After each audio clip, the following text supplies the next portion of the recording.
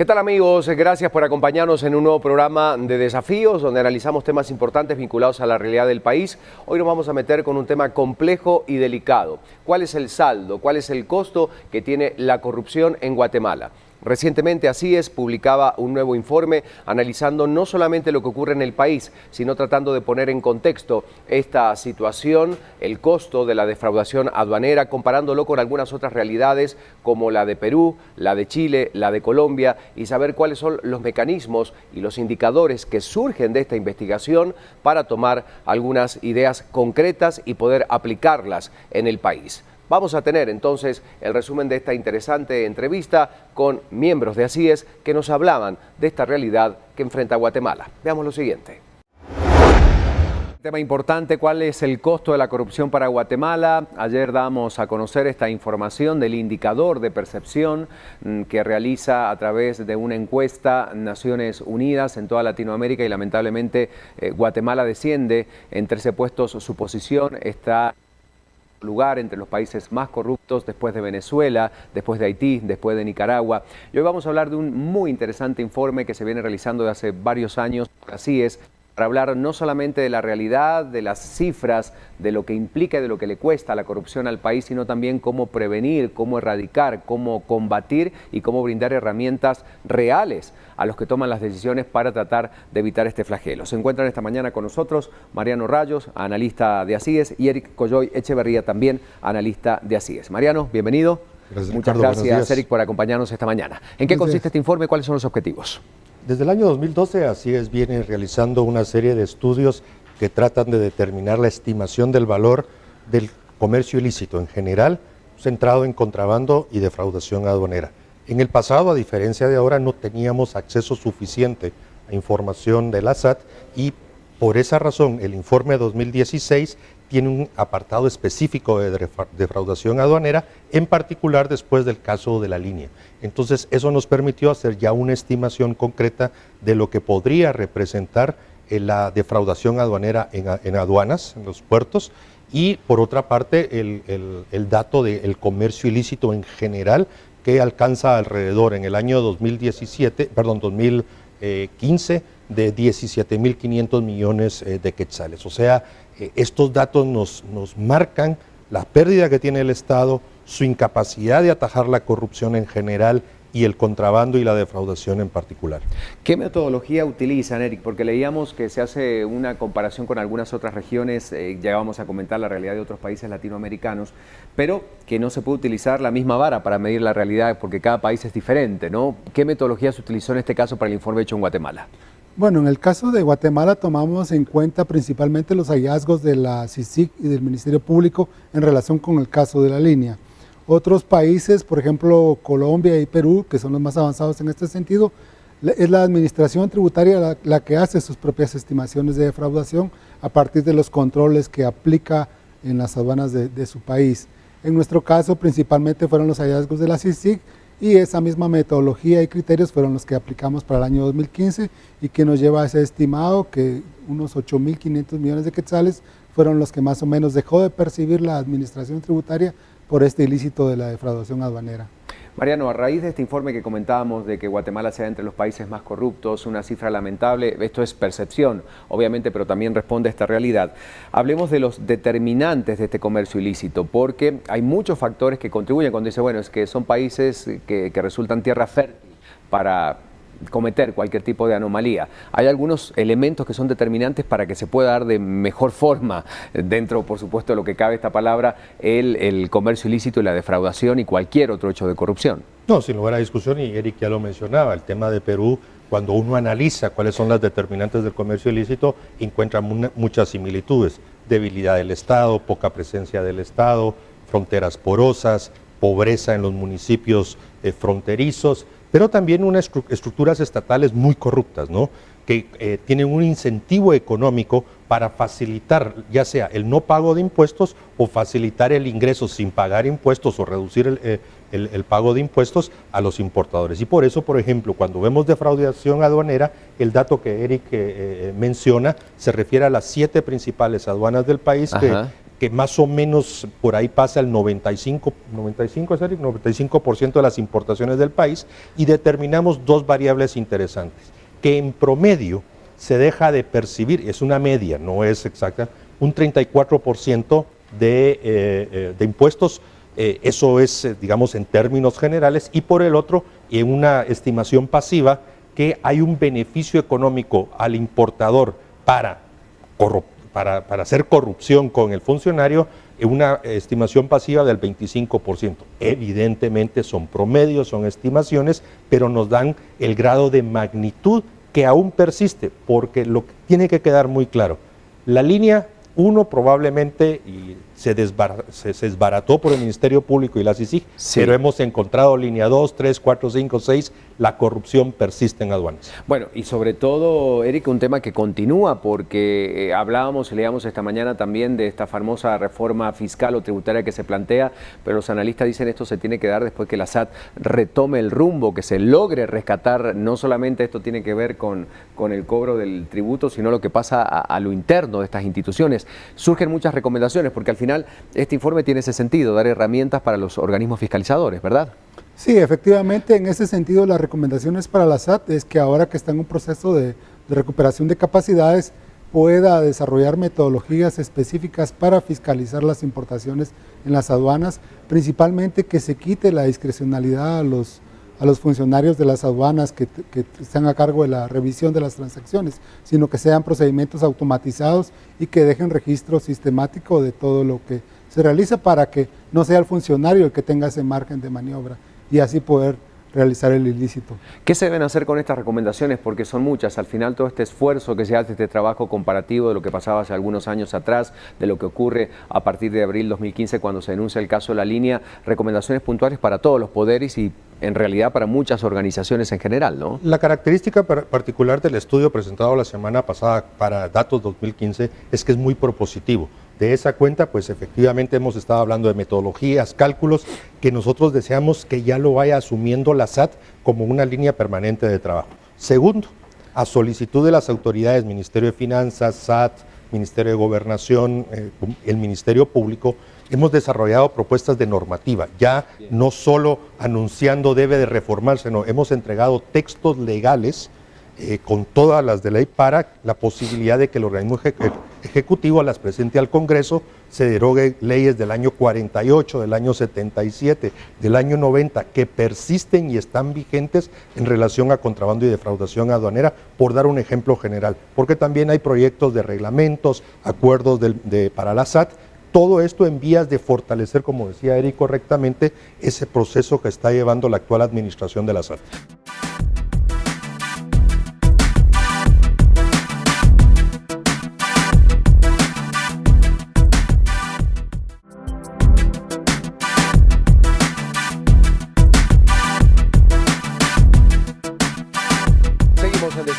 Hablando de esta propuesta que así hace a partir de la investigación que se vincula directamente al costo, al saldo que tiene para el país la defraudación aduanera, uno de los casos de corrupción que surge obviamente y que conocemos a partir de la investigación realizada por el Ministerio Público y la CICIG en el famoso caso La Línea de abril del año 2015. Vamos a hablar de estas recomendaciones en este bloque de desafíos. ¿Qué más nos revela? Y vamos a ir viendo unas pantallas mientras Eric Coyoy Echeverría, analista de ASIES, nos va compartiendo algunos datos interesantes surgidos de este interesante informe. Veamos las pantallas, por favor, señor director, porque revelan algunos datos importantes en cuanto a cifras. ¿Qué implica todo esto? Porque parecen números importantes, pero cuando lo dimensionamos en la realidad de nuestro país, ¿qué implica esto que ha dejado la ganancia del fraude aduanero y del contrabando? Bueno, hay ganancia para los funcionarios corruptos, pero también para los empresarios en términos de menores impuestos que pagan. Para el año 2015 fueron unos 8.000 millones de quetzales solo por defraudación aduanera, más o menos los estimados. Esto, imagínense, es el presupuesto del Ministerio de Salud para un año y medio aproximadamente. O sea, es una cifra y un dato más que revelador, ¿no? O sea, efectivamente, de esa magnitud, lamentablemente, es el problema de la corrupción en nuestro país, pero ahí es precisamente lo lo que tenemos que atacar, y hay que recordar que estamos hablando ahorita solo de la corrupción en aduanas, pero lamentablemente tenemos la corrupción también del gasto público, claro. ¿verdad? Y en ese sentido, pues las precariedades son mucho mayores, pero de esa magnitud estamos hablando, realmente son montos muy importantes. Cuando hablamos de actualizar esta ley que habla del caso de defraudación aduanera específicamente, ¿qué debería contener esta propuesta que el Ejecutivo envíe al Congreso de la República y que tenga normas y lineamientos muy claros, ¿verdad?, para la realidad que hoy enfrenta el país? ¿Qué elementos no debería dejar de tener este nuevo marco legal? Básicamente lo que estamos proponiendo es una actualización y armonización con el Cauca, el Recauca, actualizar el tema de los delitos, el tema de los delitos de contrabando específicos o especiales, es la denominación técnica. Hacemos mucho énfasis en defraudación, porque hay que recordar que tanto la defraudación aduanera como el contrabando no es que lo podemos pasar una encuesta y de que los contrabandistas y los defraudadores nos den los datos concretos. Entonces hay muchas figuras delictivas que son muy evolutivas, ¿no? Entonces la ley tiene que tener la ventaja de darle a la autoridad esas capacidades de fiscalización y, si se determina el delito, pues de castigo. De ahí actualizamos la Ley Nacional de Aduanas para armonizarla. Se propone la derogación, como decía, de legislación del 48, 77 y 90, y aunque no lo crean, son legislaciones que todavía se aplican en Guatemala y que son parte de esa institucionalidad pública perforada y débil. Así que hemos hecho ese tipo de propuestas y esperamos que las autoridades, que fueron las que nos fueron marcando el rumbo de dónde les apretaba el zapato, por lo cual hicimos las propuestas de ley o de... Entrando a nuestra página de Guatevisión, bueno, recomendaciones, sobre todo, Eric, si hacemos, insistimos, comparativos entre otras regiones, qué pasa en Chile, qué pasa en Perú, qué pasa en otras regiones latinoamericanas y lo que en cierta cosa podríamos tomar aquí en Guatemala como referente. Bueno, recomendaciones de mejores prácticas en América Latina, Perú, Colombia, Chile, controles más sistemáticos a las importaciones, pero no a todas las importaciones, porque no se trata de hacer tortuoso el proceso, sino de elegir aquellos productos, aquellas transacciones con mayor sospecha de riesgo. Sí, más susceptibles de riesgo y por lo tanto más susceptibles de corrupción, y sobre ellas hacer una fiscalización minuciosa. Es como lo que hace la Superintendencia de Bancos con las transacciones financieras. No revisa todas, revisa aquellas que por sus montos, que por sus características le llaman la atención y le sugieren la posibilidad de algún ilícito. Y de esa manera se hace un muestreo aleatorio en las transacciones de importación y se investiga aquellas con mayores niveles de riesgo. Y de tal manera que implica mayor sistematización de las transacciones, menor discrecionalidad de los funcionarios de aduanas para que no sean ellos los que decidan qué se fiscaliza y qué se cobra o se sanciona, sino que sean procesos sistemáticos como los que se hace acá en Guatemala para el caso de la Superintendencia de Bancos. Y Mariano, es algo que afecta a todos los sectores, no solamente a través de políticas públicas o la determinación que pueda tener el Ejecutivo, este nuevo marco legal actualizado entre el Congreso de la República, desde la justicia. Aquí todos los organismos de la sociedad entran, ¿no? Para que se dé corrupción tienen que haber dos partes. Absolutamente, y eso lo hemos identificado, lo decía en el tema de defraudación. Si un importador, yo no les llamo muchas veces empresarios porque son comerciantes que no son empresarios, determinan que pueden tener una ganancia superior, y nosotros lo hicimos con la estimación pasiva de 25%, pero sabemos que hay ganancias superiores que pueden generar estos comerciantes importadores, pues entonces el incentivo es grande y está dispuesto a pagar, está dispuesto a ser corrupto, a provocar situaciones totalmente anómalas y delictivas. Pero bien importante el mensaje de Eric, hay que hacer un equilibrio entre control y sanción del contrabando y la defraudación con facilitación de comercio. Porque como bien decía Eric, no se trata solo de sacar el garrote, tenemos que facilitar el comercio porque entorpecerlo es también un incentivo para la defraudación y el contrabando. Y lo estamos viendo en este momento, el caso de nuevamente ver el tema de combustibles con México. Ese tema económico, tipo de cambio, fronteras porosas, falta de institucionalidad pública en las fronteras, todos son elementos que se conjugan y por eso hemos escuchado que la Superintendencia de Administración Tributaria está muy próxima a publicar la Política Nacional contra el Contrabando y la Defraudación a Aduaneros. Y eso es bien importante porque sería la primera vez en la historia en que el país cuente con una estructura y sistematizada para abordar estos dos grandes ilícitos que perforan totalmente la sociedad guatemalteca. Eric, por último, ¿qué se hace con este informe? ¿Se entregan las recomendaciones, además de los resultados y las cifras? que obviamente usted entiende, más allá de esta cifra, como decíamos que publicamos en pantalla, es la repercusión directa en la falta de insumos, en los indicadores de nutrición, en la falta de abastecimiento en los hospitales. Bueno, nos podríamos poner a enumerar una larga lista que en definitiva ese quetzal que fue robado, ¿verdad?, tiene repercusión directa y relación directa con la realidad que hoy está viviendo el país. ¿Qué hacen con esto ustedes? ¿A quiénes se lo entregan? ¿Bajo qué escenario? El informe fue presentado y entregado a las autoridades de la Administración Tributaria y se esperaría que pueda seguir siendo discutido para que vaya siendo incorporado a los planes de trabajo de la Administración. De igual manera, se esperaría que este tema pueda seguir siendo discutido. Por ejemplo, el Ministerio de Finanzas ha anunciado un diálogo fiscal para la posibilidad de discutir una reforma tributaria, pero consideramos que al mismo tiempo de discutir nuevos impuestos, también deben discutirse cómo se hace para atacar los problemas actuales que drenan los recursos que llegan al Estado. Y por lo tanto, debiera ser parte sustantiva de un proceso de diálogo en el tema fiscal en Guatemala. No hablar solo de más impuestos, sino de transparencia, combate a la corrupción y calidad de los recursos. ¿Alguna recomendación más, Mauricio? Mariano, antes de terminar. Bueno, básicamente vamos a continuar trabajando en ACIES, en una línea sobre economía criminal en general. Hay un elemento que no hemos mencionado y es que contrabando y defraudación generan competencia desleal. Eso reduce la capacidad de empleo formal, de empresas que cumplen con todas sus normas, se ven afectadas en sus ganancias y contratación. Entonces, competencia desleal va a ser otra línea de trabajo. Desde ACIES todo lo que es economía criminal, no solo contrabando y defraudación. Y el otro tema es entrarle otra vez a un análisis de extinción de dominio. Extinción de dominio ya tiene varios años, se ha mostrado su efectividad, su eficacia, pero creo que es el momento de hacer un balance crítico de cómo se está utilizando extinción de dominio en el combate a la corrupción. Muchísimas gracias a Mariano Rayo y Eric Coyoy Echeverría, ambos integrantes de ACIES, analistas de esta importante organización que nos presenta este informe.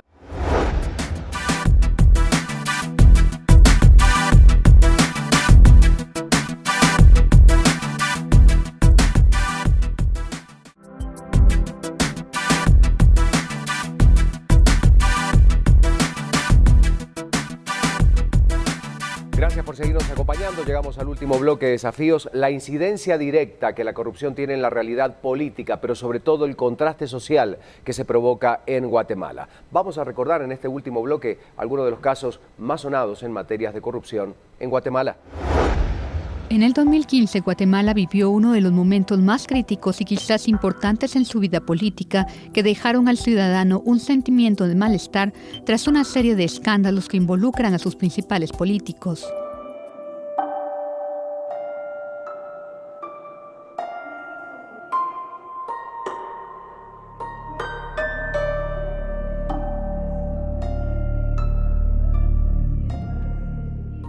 Sin duda, el desmantelamiento de estructuras señaladas de corrupción ha dado un respiro a instituciones cuyas arterias permanecían sucias y bloqueadas. Pero aunque decenas de órdenes de captura se han girado a lo largo del 2016, el interés por sostener y mantener los aires de impunidad continúa. Desde los burócratas que hacen y deshacen con los recursos del Estado, hasta un grupo de empresarios y funcionarios de alto rango que se empeñan en obstruir investigaciones. Así lo ha denunciado el propio comisionado. De un lado, enturbiar el ambiente. De otro lado, con amenazas implícitas. De otro lado, con obstaculización en el avance, en las actuaciones. Y que finalmente todo confluye. Uno de los primeros hechos de corrupción, al menos descubierto, fue el caso La Línea, denominado así por las autoridades del Ministerio Público y la Comisión Internacional contra la Corrupción, CICIG, a raíz de corrupción en Guatemala, descubierto el 16 de abril del 2015, cuando se involucró a varios altos funcionarios del gobierno del general retirado Otto Pérez Molina, incluyendo el capitán retirado Juan Carlos Monzón, secretario privado de la vicepresidenta, y directores de la Superintendencia de Administración Tributaria SAT, en una sofisticada red de contrabando en las aduanas que llevó al mandatario y su vicepresidenta a la cárcel.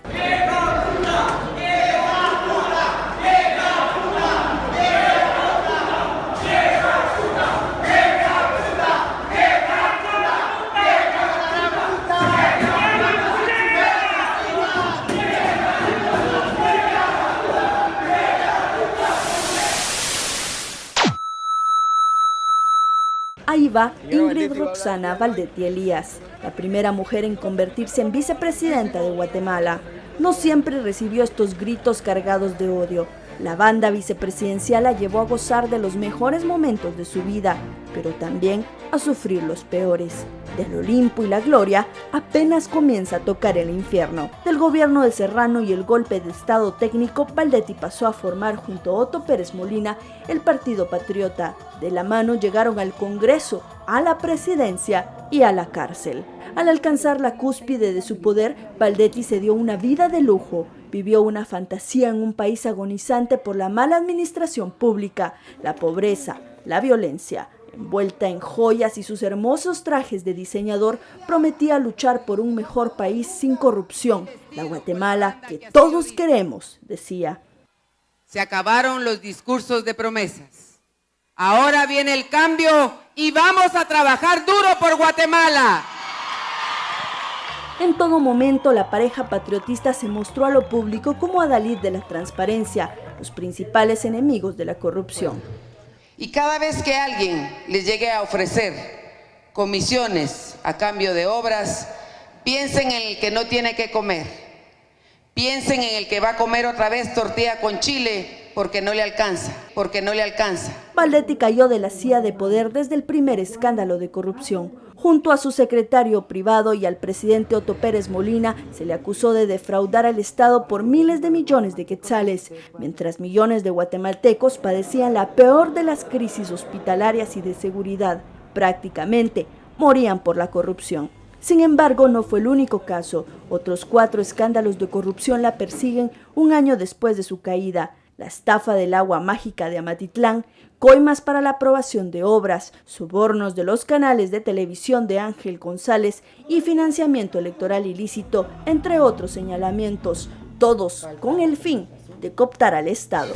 Cada acto de descubrimiento es un acto triste, pero es un acto triste porque es el robo que se hace, la exacción que se le hace a un Estado que no tiene recursos para atender ni a la niñez, ni a la juventud, ni a la mujer, ni a los indígenas, ni a tantos excluidos por tantas décadas en el país, y que ahora encontrar nosotros, a partir de una investigación, que una buena parte de esos recursos, lo que ha ocurrido es que se destina para cerrar una discoteca en Miami y pagar una fiesta, o para comprar las joyas como veíamos ahora, o para comprar los yates y disputar con el otro porque mi yate no puede ser inferior al que tiene este otro. Todo esto que genera realmente mucha tristeza, también genera indignación. Tras estos escándalos, nombres como Caso TCQ, el cual involucró a 18 personas acusadas de aceptar pagos o negociar sobornos para la empresa portuaria Quetzal, cooptación del Estado de Guatemala, que inicia incluso con 4 años antes de que el Partido Patriota asumiera el poder en una estructura criminal mafiosa que había cooptado el poder por la vía de las urnas en Guatemala, Agüita Mágica, la Cooperacha, que involucra altos funcionarios que compraron lujosos regalos a la expareja presidencial del Partido Patriota, se han vuelto el dominio público de los guatemaltecos, que no dejan de sorprenderse de un caso para continuar ahora con el botín del registro de la propiedad, en donde se involucró a la exregistradora Anabela de León, el hermano y el hijo del actual presidente Jimmy Morales, por eventos que fueron pagados falsamente a la empresa Fulanos y Menganos, S.A., allegados al presidente Jimmy Morales, así como procesos contra magistrados, diputados y alcaldes, que sin duda alguna le han costado muy caro al país. Para Desafíos, Mónica Obando.